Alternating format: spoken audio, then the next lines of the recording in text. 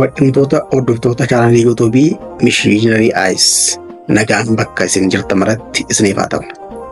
Warreen chaanalii keenyaaf haaraa taatan ammaan kana subscribe gochuun maatii keenya ta'a. Anis odeeffannoo mi'ooftu tokko qabadheen jira, hanganumaatti na hordofa. Addunyaa kanarra biyyoota meeqatu jira? Biyyi addunyaarraa hiyyummaan tokkoffaarra jirtu eenyu? Yoo na hordoftan deebii isaa ni argattu.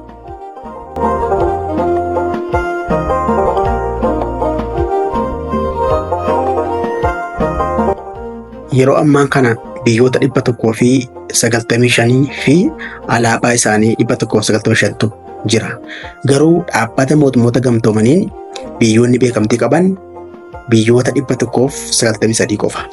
Biyyoonni lama Taayiwaanii fi Zekook Ayislaandis kan jedhamtu beekamtii hin qaban.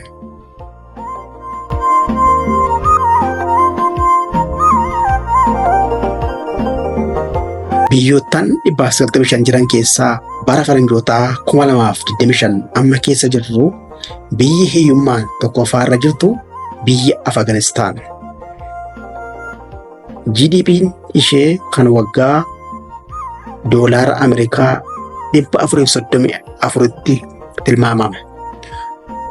Uummanni biyyattii walitti bu'iinsa, lola waliinii, malaammaltummaa hamaa, hanqina nyaataa fi bishaan dhugaatii hamaaf saaxilamee jira.